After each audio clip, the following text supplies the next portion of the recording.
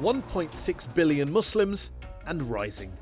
That's 1 in 4 of the world's population in all 4 corners of the globe. Islam is a religion of peace.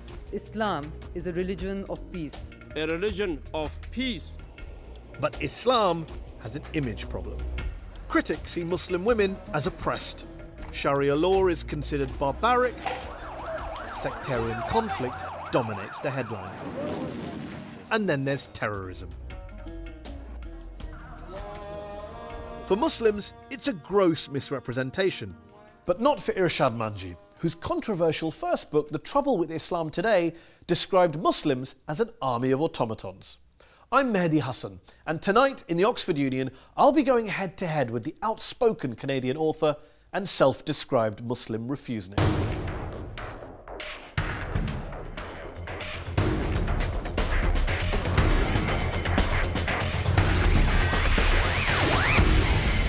Ladies and gentlemen, Irshad Manji.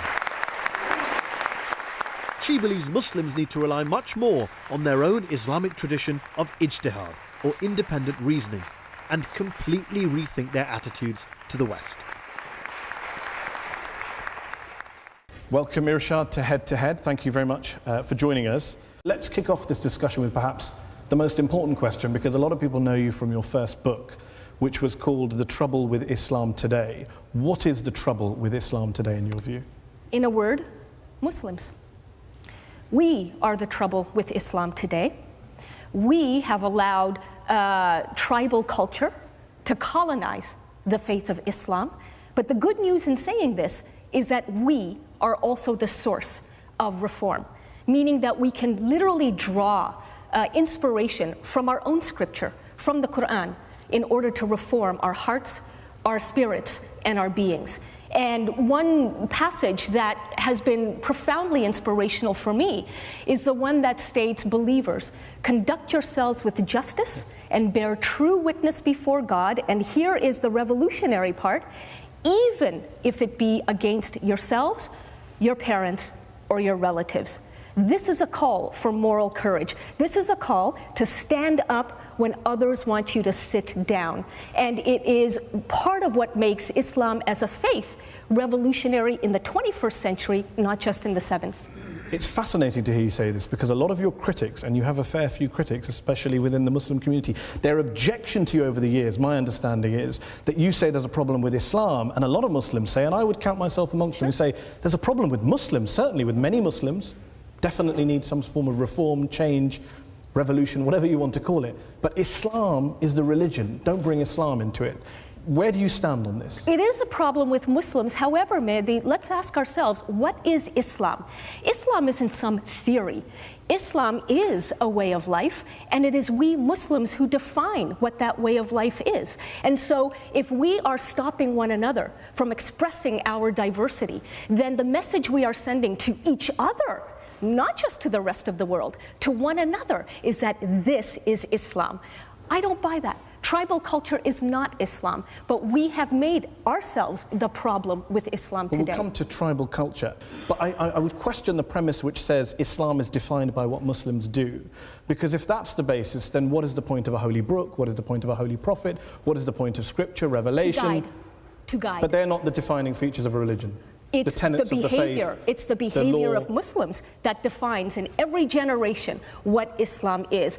So I understand that there's on that actually basis, a story. Christianity is defined by Christians. Of course. So I can condemn Christianity for something, say, George W. Bush has done. You can condemn the way Christianity is being practiced, and if a Christian is practicing Christianity in the name of Christ, in a way that is violent, in a way that is intolerant, I don't believe that there is anything blasphemous about saying that there is trouble within Christianity today. It's almost a chicken and egg argument. What came first, the Islam or the Muslims? Let me ask you this, Mehdi. Sure, and I understand, you know, where so much of the criticism of just this phrase, the trouble with Islam today, is coming from. But so many people who hadn't read the book and still haven't said, oh, you know, you're blackballing Islam with a wide brush. And I said to them, them, have you read the book? Because most of the book is about ijtihad. It's about, thinking creatively and independently. And this is a tradition within Islam itself. So in fact, there is nothing wrong with Islam that cannot be corrected by what is right with Islam. Just to be clear, we hear this phrase bandied about in the West a great deal about moderate Muslims. You're not a fan of moderate Muslims. You think moderate Muslims, quote, are part of the problem, not the solution. Correct.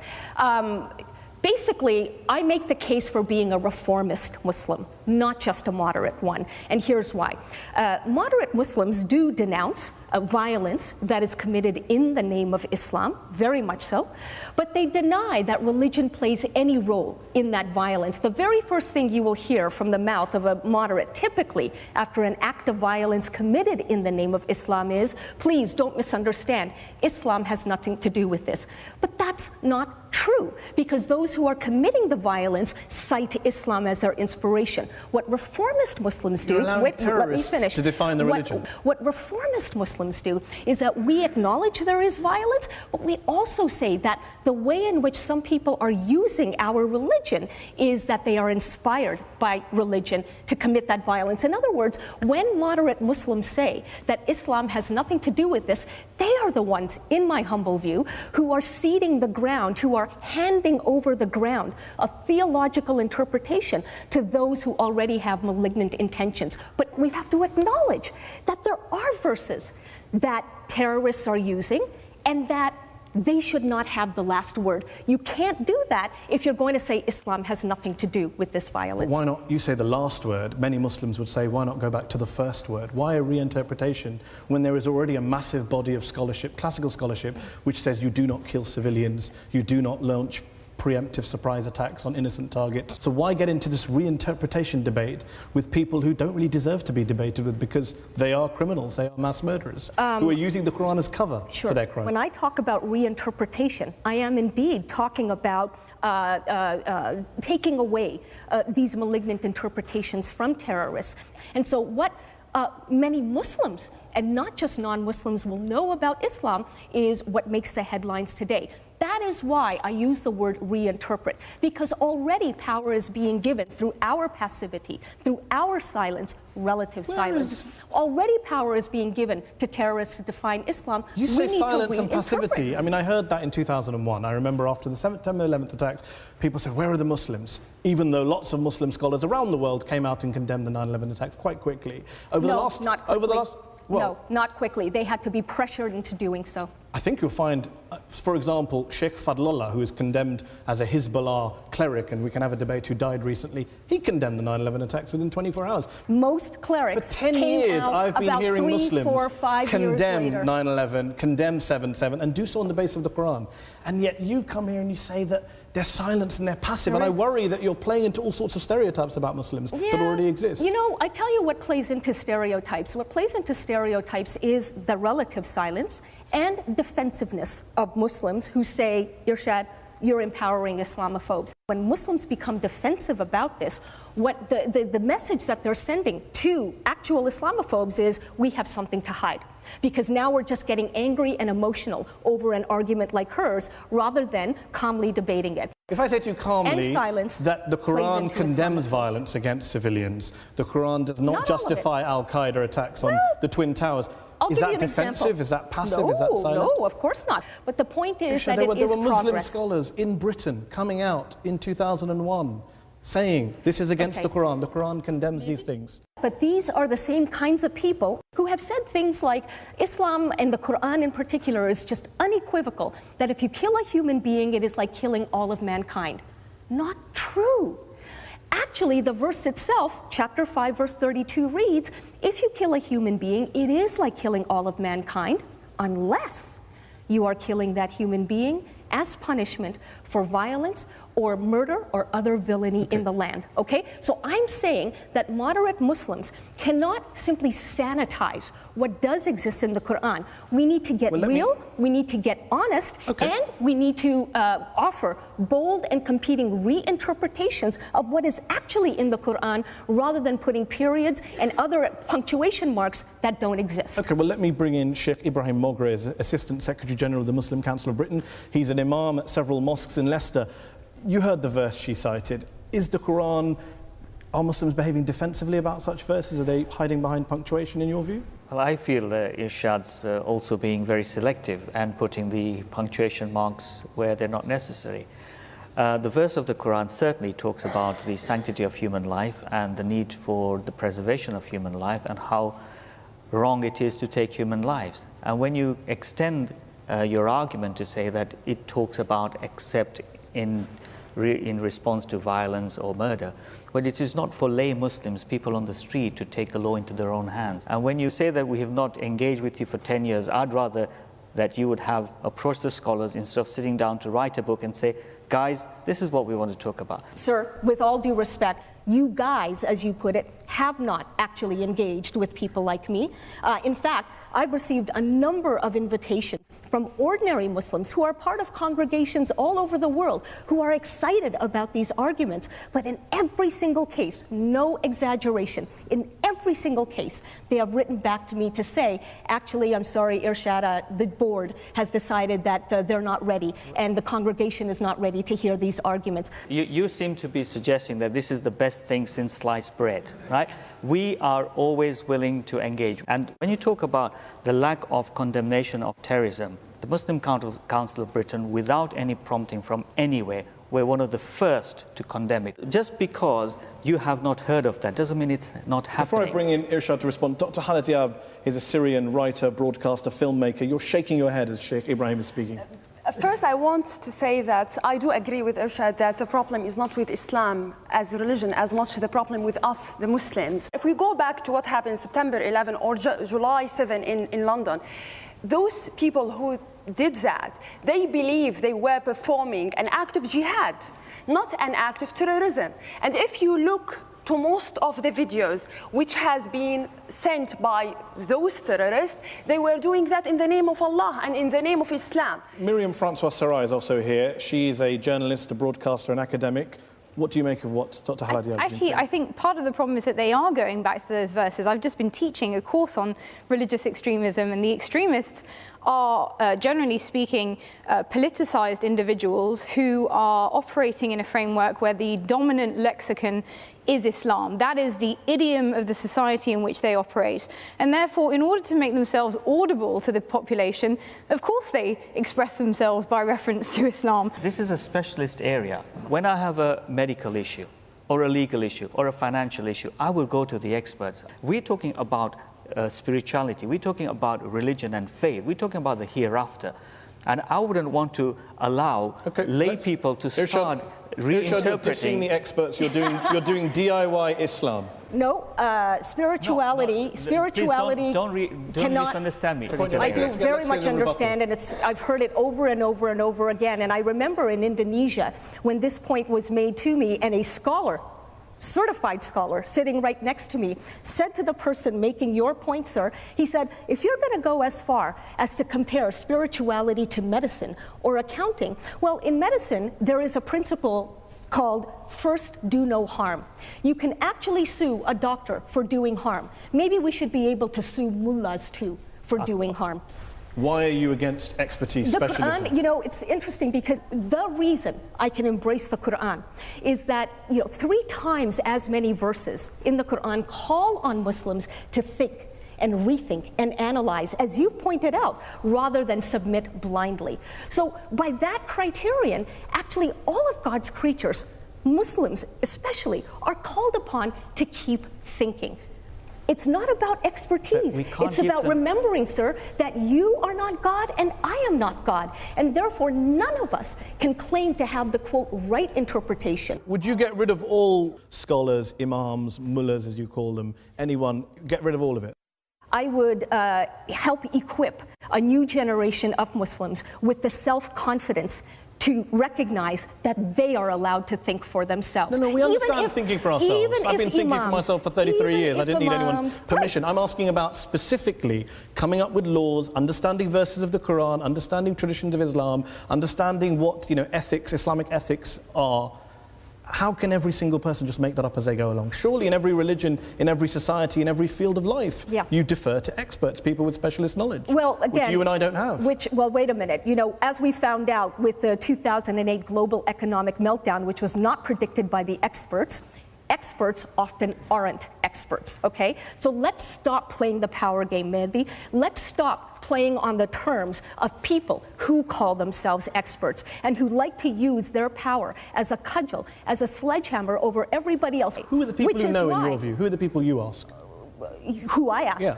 If I'm thinking for myself, but I will tell you. Everything. Hold on. Certainly. Everything. But wait, you don't need any help in understanding the Quran, the tafsir, the interpretation, the history, the ethics, the context. One of the most common questions that I get from young Muslims is about interfaith relationships.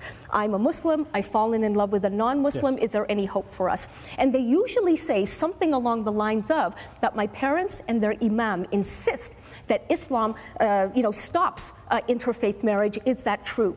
Rather than me giving them my personal interpretation, what I've come to realize is that they're actually not asking about themselves, they're asking about their parents. They need an argument that will convince their parents that love is borderless. What my worry is, if you buy this argument that the mullahs are all bad, everyone thinks for themselves. All bad. Come on. A lot of them are bad. Hyping that. A lot of them are bad. Don't be a typical journalist. A lot of them are bad. Don't do that. A lot of them are bad. I read 2 of your books. They didn't come out very well. Don't polarize. A lot of them are bad. We think for ourselves. We don't allow them to monopolize power, end the power game, etc.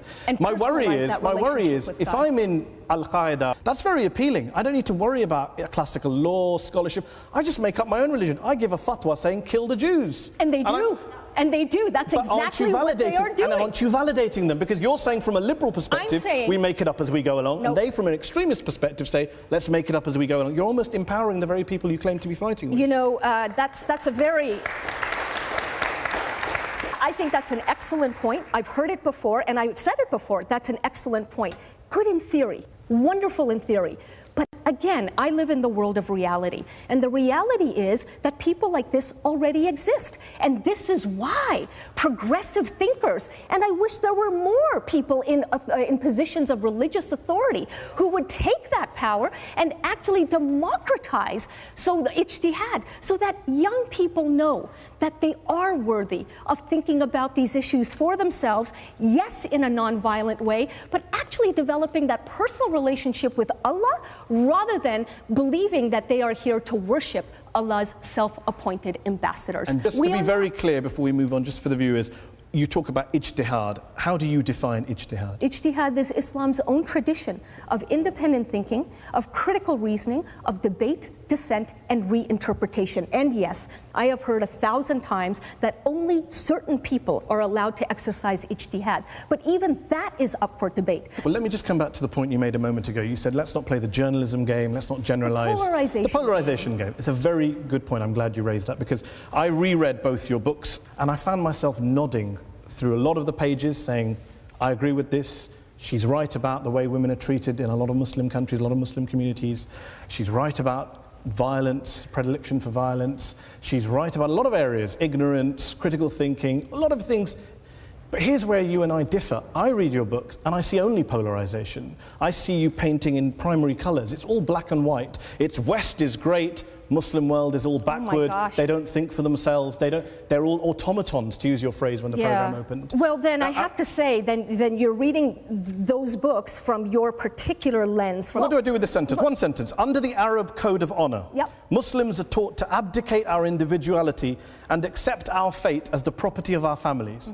We're all 1.6 billion of us. I don't do that. My parents didn't do that. None of my friends do that. When you say 1 billion Muslims need permission to think, you're not just talking about Arabs. I'm saying that there is too much fear still among a new generation. When I went to Cairo 5 years ago even, okay, a massive protest against the Mubarak regime. Young woman comes up to me and she says, Irshad, I know you get a lot of questions from young Muslims. Here's mine. She said, I have fallen in love with a Jewish man and I don't know how to tell my parents.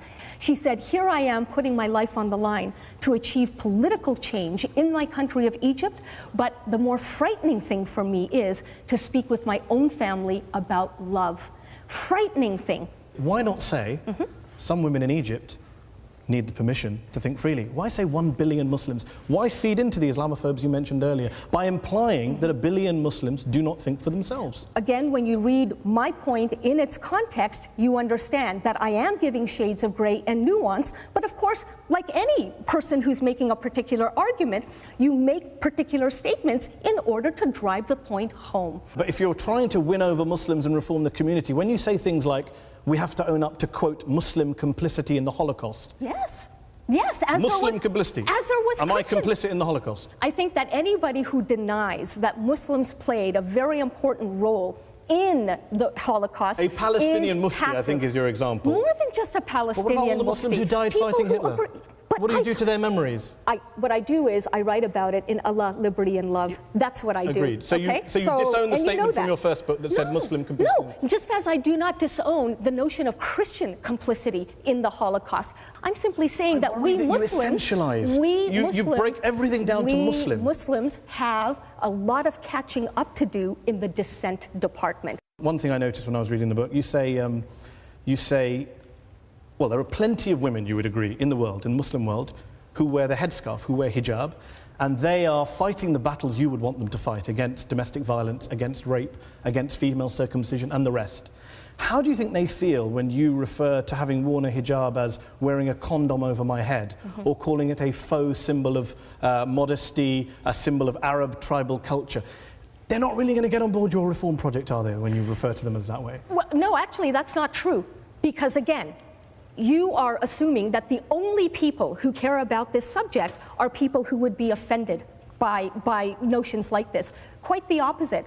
I can't begin to tell you how many women who do choose to wear the hijab have said, thank you for making this point, and I want you to know, in many cases they say, that I choose to do this for myself, but I have struggled with it.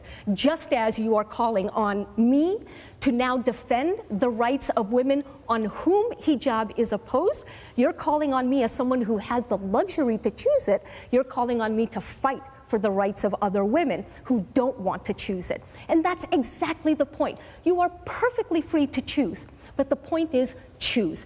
You see your role, part of your role is speaking truth to power. When you say I speak truth to power, I also worry that there are people in power, not in the Muslim world, in London, in Washington, D.C., Toronto, Tel Aviv, who you're not speaking truth to. You're telling them what they want to hear. They want to hear that this is a problem with Islam, it's not a problem with our policies, and Irshad Manji is saying, I agree with you. Nope. I have not let anybody off the hook. I am, in fact, distinguishing between politics, culture, and religion. You talk about the Armenian genocide in 1915, carried out by the Turks. The Turks deny it was a genocide. Armenian genocide, recognized by many countries. You refer to it as a Muslim crime. Why is it not a Turkish crime? Why does everything get boiled down? It's almost, again, that you're playing, unwittingly perhaps, the extremist game, because you're defining everything through an Islamic prism. When something is done in the name of a particular religion or a particular God, that is when I think we can legitimately apply the name of the religion to that crime. The moment people, sincerely believe that the Quran has nothing to do with this violence is the moment when terrorists who commit these crimes in the name of Allah will no longer be able to get away with them. Okay, strong views. We are going to come back and continue this in part two. We're speaking very freely here and having a very interesting debate. Join us for part two when we'll be talking to Irshad about all of those other issues that she challenges in her book, and we'll also be hearing from our audience here in the Oxford Union. Join us for part two after the break.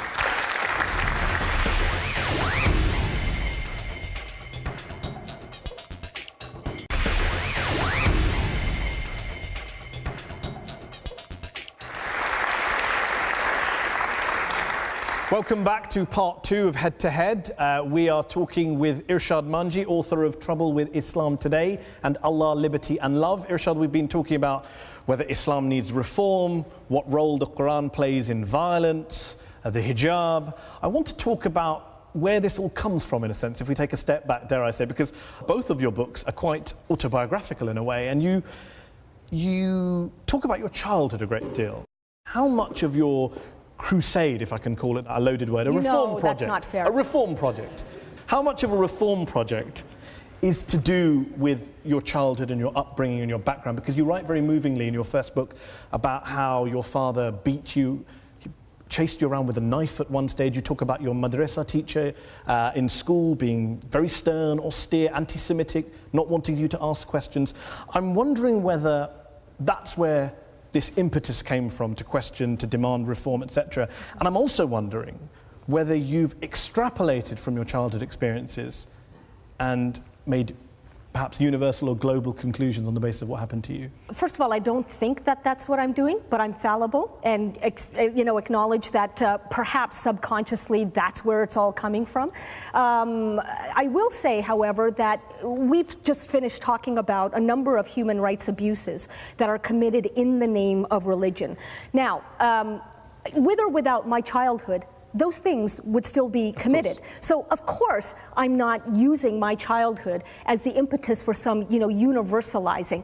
But my childhood, as anybody's childhood, will influence how you think, whether you think, and whether you give yourself the permission to think. And so, for example, that episode of my father chasing me through the house with a knife in his hand, incidentally, my father was nominal as a Muslim. He didn't really practice, and I knew that from the get-go. But that one night, I flew out of my bedroom window and crawled up to the very top of the roof, and as I surveyed the neighborhood, I remember making a pact with myself and with Allah that I'm going to use education, not just for my own liberation, but also for the betterment of whoever else is around me. This is a young woman's journey to reconcile her faith with the freedom that she has been given in a part of the world in which her own parents did not grow up. And one could say that this is the kind of journey that a whole generation of Muslims is also undergoing right now. Do you believe that your experiences, say for example in a madrasa where you weren't taught about other faiths, you were taught a lot of hateful things, a lot of ignorant things, I get the sense that you think that's a common experience to many other Muslims and many madrasas? No, and I've not said that, and I wouldn't say that, because how would I know? But certainly I use not just the experience of what happened within the madrasa, but also, Mehdi, remember, when I talk about being kicked out of the madrasa for asking too many questions, I also make the point that I did not leave the faith. Why?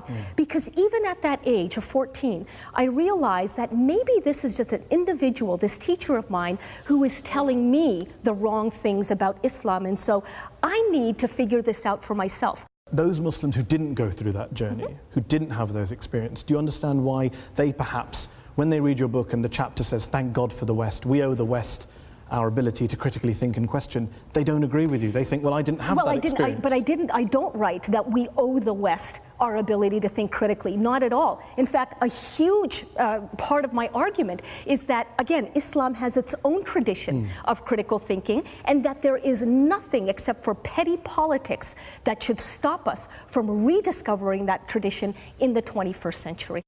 The refusenic line, the kind of outsider, the critical thinker, do you think that mantle came to you partly because you're a gay Muslim in a faith where gay Muslims have their human rights abused in a lot of Muslim majority societies? Maybe, but the reality is that I didn't know this about myself when I was a kid, never even thought about it. So I personally don't think that if I was, if I was straight, I would like to believe that I would be arguing exactly what I'm arguing now. But only Allah knows. I just want to bring in Sheikh Ibrahim Mogre, still here, who is an imam in several mosques. When you hear about Irshad's journey, what do you say to those people who do say, Muslims and non-Muslims, that mosques are places where, not just Irshad's mosque, but other mosques are places in the West, there is this accusation, where children are being indoctrinated, brainwashed, being taught all sorts of reactionary things? I pity the teacher who threw you out for asking too many questions. One of the key reasons what makes me go to madrasa to teach every single day is looking forward to the kids asking those questions. You are shaking your head once more. Yeah. I was brought up in Middle East as a child, in North Africa, in Syria, and in several places in the Middle East. And Islam, which I was taught, it was very strong and brutal Islam, where you as a woman should not do many things because you are a woman, because you are an inferior creature to man. You can't ride bike because you are a woman. You can't walk in the street on your own because you are a woman. Islam, which I knew when I lived in the Middle East. And actually my journey from Middle East to the West, at a certain point I was thinking of Islam as a very, very brutal religion to women. However, when I came to the West, I had an opportunity to really discover my faith and really to reconcile with my faith, because I will tell you, we have ability here as women to debate with the scholars like Sheikh Ibrahim Mogra and other scholars. We are allowed to go to the mosque, we are allowed to talk about Islam, and also we learn about democracy and freedom of speech. We're talking about embracing Irshad and not being harsh. I read through your book and I see that time and again, you know, you and I would argue, both hate the violent extremists in our religion. We hate the people who were treating Dr. Haladiab badly. We both agree on that. We don't like what they do. We don't know what they stand for. But there seems to be a moment where there's a lot of name-calling in your books. Islamo-tribalists, freedom haters, fundamentalists, Islam supremacists. That's very interesting because... How would you define an Islam supremacist? Islam supremacist is anybody who believes that Islam is the only truth available to humankind. And from my point of view, that is actually un-Quranic, because again, the Quran calls on us to be humble in our interpretations. Now, in calling the behavior of an Islam supremacist un-Quranic, am I name-calling? Am I being divisive? Am I being dismissive? You are being a little bit divisive. I'm being descriptive. And you have to stand for something, Mehdi. I stand for human rights. And that means that I have to call... A lot of the people you call Islam supremacists would say they stand for human rights as well. Violations of human rights. They would say that they stand for human rights as well. They just happen to believe that Islam is the truth. As a Christian believes Christianity is the truth. And a Jew believes Judaism is the truth. But there are plenty of Christians and plenty of Jews and plenty of other people, including atheists, who do not believe that their truth, their particular truth, is the one and only truth that is available to humankind. Anybody who believes that is a supremacist, a dogmatist of some kind, and I make no apologies for saying so. Well, on that note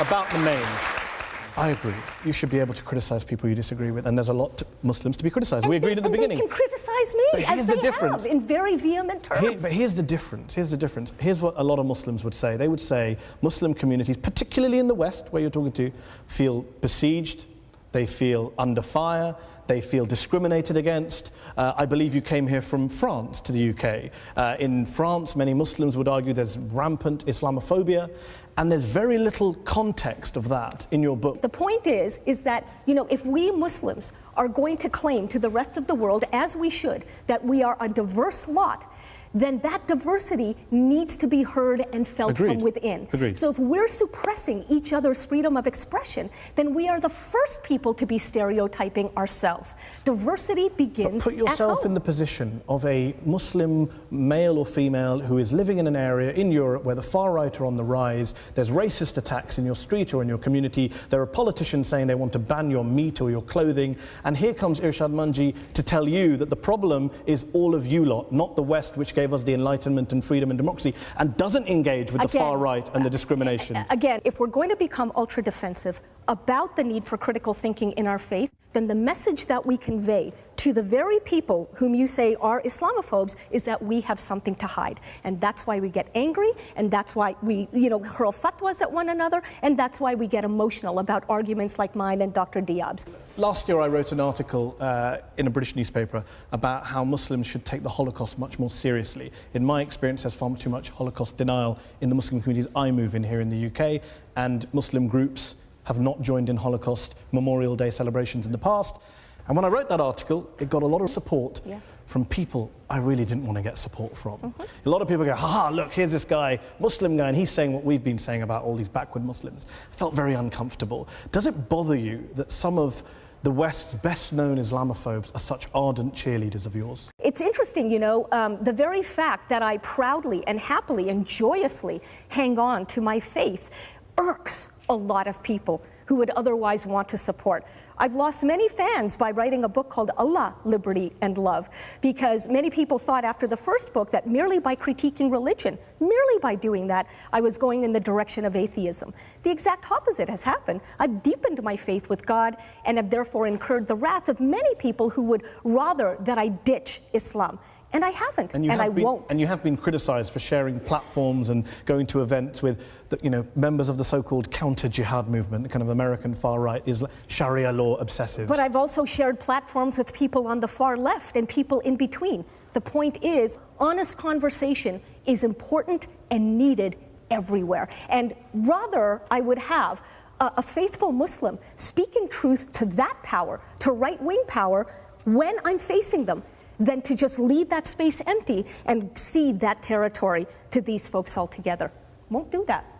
Let's open it up to our audience here in the Oxford Union. Gentleman here in the front row. Thank you.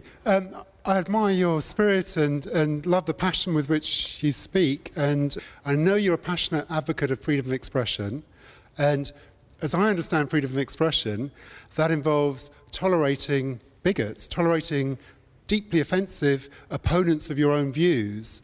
Now, do you really see that as compatible with Islam? Because as an atheist standing outside of this debate, it doesn't come across that way, Islam. And it doesn't come across that way precisely because behavior is not living up to the theory of Islam, which is why Muslims are the problem or the trouble with Islam today. Do I see freedom of expression as compatible with Islam? You're looking at somebody who lives both realities every single day and does not feel at war with herself for doing so. So once again, the beautiful paradox here is that belief in one God obliges believers to defend human liberty. Lady here in the third row. You've spoken a lot about clarity, about being sincere. You've been trying to contextualize your books, and I have read your first book, I haven't read your second. And in actual fact, I don't feel any sincerity. I don't feel you've been clear. I don't feel any humbleness or humility in anything that you've stated in your books particularly. I feel some this evening in your attempt to clarify what you've said. Because you interchange Islam and Muslim consistently. You've tried to clarify that this evening. You haven't really, because I work with Muslims. I work with Safra Project. We work with Muslim, lesbian, bisexual and trans women. A lot of the work you've been doing actually contradicts our work, has actually detrimentally affected our work. How? How so? Because you haven't clarified, you've generalised. You said, oh, let's add a context. You add a context in this debate, but in your books, the books that millions of people read, does not contextualise, it generalises and it essentialises. When you say more people need to speak up, we don't get the platform. The reason you get a platform is because what you say continues to support the racialisation of Muslims. Irshad, you want to come back? Simply to say that I'm sorry you feel that way. I do find it interesting that when people accuse me of essentializing, they too presume to be speaking on behalf of all of these Muslims who are very angry about my so-called essentializing. But again, there are plenty of other Muslims who would disagree with you, and so I don't hold it against you or hold it against them. This is the discussion we need to be having. I'm sorry, as I say, that you feel the way that you do, and good luck in your work, because we all have something to contribute. One thing we didn't get to talk about, time permitting, is, for example, you hold views that most Muslims don't hold, the vast majority. For example, you believe the Quran is an imperfect book, a flawed book, a contradictory book. Very hard for you to round up Muslims to speak out on that issue because they just don't agree with you. Sure. Of course there are lots of Muslims who don't agree with me, and maybe there are lots who do, even on this point. But surely you would acknowledge that there's a big contingent of Muslims who agree with you on the field. Surely you would acknowledge that it is far less frightening to speak up in support of the perfect Quran than it is to speak up about contradictions within the Quran. That wasn't my point. My point was that but that is the point. That is the point. My point is on violence. Lots of Muslims agree with you. On the Quran, most don't. Therefore, it's very hard for them to come and share a platform with you when they... How can you say that most don't when we don't have a world in which it is safe for people to speak up about their real view of the Quran, Muslims included, or Muslims especially? How can you say that most don't? To the gentleman there, right there, yes, you who was at the back, who's been waiting there. Hi. Yeah, I was going to say, it's very hard to think of any injustice you could expose that couldn't potentially be exploited by people with a bad agenda. To take an example, like, say you talk about American atrocities in Iraq. I mean, Bradley Manning leaked, film of Americans shooting civilians in Iraq. Now, potentially some jihadist could use that as propaganda. Is that an argument that you shouldn't expose that? Or should you expose all injustice? You know, you can get anti-Semites start putting stuff about, the Jews. If I put something criticizing Islamism, I get people who hate Muslims agreeing with me. Right. And that's a very real fear that many Muslims who have talked to me have. That if I say something, how is it going to be held against me? Who's going to use it? But that becomes a self-imposed censorship in that case. If we want the world to see us as the diverse community that we are, then we have to give ourselves the permission to be diverse. And that means lifting the lid on our own censorship. But why not also, and this is to come back to the gentleman's question, so for example, Ziauddin Sardar is someone you quote in one of your books. He would call himself, I don't know if he called himself a reformist scholar, but he attacks Islam, Muslims, Islamic interpretation. Islam? Well, no, he doesn't. He is very critical. I'm a great admirer of his work, but he's also written a book attacking US foreign policy. Do you think you would have a little bit more credibility in the Muslim community if you did that too? If you said, okay, I'm going to attack Muslim extremists, but I'm also going to attack the neoconservatives who want to start wars in the Middle East or whatever it is? Yeah. Would that give you more credibility, do you think? Probably, and strategically, but again, I'm not... It would also be fair, wouldn't it, as well? But wait a minute, once again... Speaking truth to power, speak truth to all power. Maybe, sure, and here's the reality. There are so many people who are speaking truth to neoconservative power, and rightly so. The world doesn't need me to be doing that. My question is, what can I contribute to the wider discussion about justice? So just like I'm not going to write a book about the trouble within Christianity simply because there are plenty of people who are already doing that. Same thing in this case. Let's take another question from the audience. Is that lady here on the end of the front row? Yeah, I'm interested in just following this up about change on the ground, particularly in respect of the polemics and women's rights, for example, minority rights, which are very sensitive. And there are people at the grassroots trying to change debate, trying to influence actual people's lives, when the polemics and the kind of elite debates that perhaps we're all having can actually shut down debate. How do you envisage bridging this and moving forward? By encouraging honesty. And that's really very key, because even grassroots activists will tell you that there's censorship within, that there are abuses of power within, and because there are ideologies, correct ideologies, that must be supported in the name of any particular cause, you wind up actually having very little honesty in some cases. So my unique, self-chosen, but personal goal is to help people of different backgrounds actually engage with one another in ways that answer the following question: what can I learn about you that I didn't already know? Gentleman here in the second row on the end with his hand up. You talked about having friends or rather sharing platforms with people and having honest relationships. And I wonder to what extent you have honest, open friendships with traditional Muslim scholars who are representing their traditions, which go back generations, and are voices of moderation, because you seem to be undermining them as opposed to empowering the very people who are doing all the hard work on the ground. Right. Well, I can only tell you that now more and more traditional scholars are willing to engage. In the past, they haven't been. And not because they're bad people, not at all, but because they too have feared the stigma of in any way sharing a platform with Irshad Manji. I think people are getting rather fed up with that. They're getting tired of courting the approval of, some spokesperson. So once again, signals of hope, signs of hope. This lady here. I think what sort of can become an issue here is that we have this idea that there's this monolith of Islamic expression and that everyone is backwards and everyone has some very archaic ideas. And I think it's a shame if we are tarring the whole of the Muslim community in the West, in the East, with this one brush. And I think sometimes you can play into that. You're tarring everyone with the same brush in that sense. I'll be more careful going forward. Gentleman there.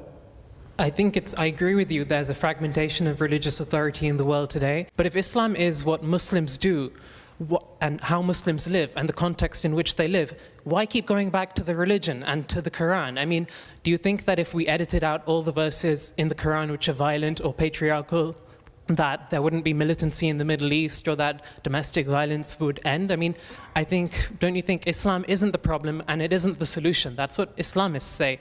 Islam is, in the end, a distraction if you're talking about the politics of the Muslim world today. I don't think it is a distraction. And you know, going back to Mehdi's point about trying to win hearts and minds, I mean, I remain a Muslim for a very sincere reason, because I love Allah.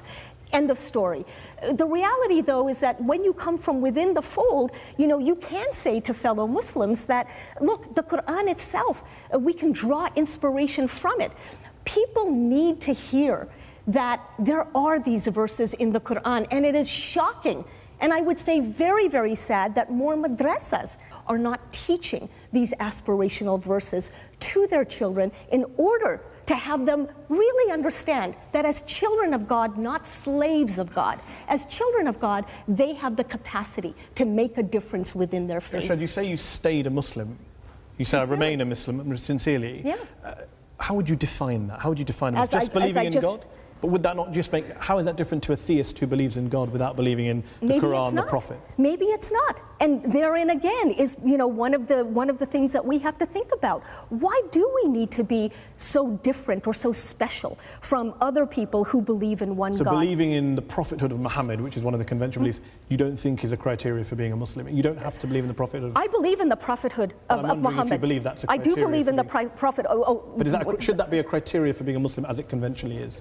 I don't think so, because what has happened is that in making that one of the criterion, we have inadvertently, as Muslims, many of us, and I would argue most of us, have put Prophet Muhammad on a pedestal, when he himself reportedly said, I'm just a human being who's been given this special mission from God, but I am a fallible human being. And so I believe that going back to the Quran, rather than also supplementing it with hadiths and you know, the traditions of the Prophet, the Quran itself contains the raw materials for the diversity of thought that we are capable of. We don't need to go any further. Gentleman with the white cap there to end. So I just want to ask, is there any basis for just punishment and war in Islam, bearing in mind the Prophet and his companions performed both? And is there any practice in Islam which is not open to choice? The central tenet of Islam is belief in one universal God. The central sin in Islam, therefore, in my view, is playing God with one another. And beyond that, this is your relationship with your Creator. Do not impose on other people. Do not intimidate other people. Understand that you will have the conversation you need to have on the Day of Judgment with your Creator. And why does it need to be more complicated than that? If you keep it that simple, then I think that part of the contribution one would be making is liberating spirituality from the cage of organized religion. That's it. Khalas. That's it. Khalas is a nice line that I'm going to steal. Thank you very much for coming here to address this audience. Thank you for you all in the Oxford Union for coming here today. And thanks to you all for watching at home. We will be back for another head-to-head next week.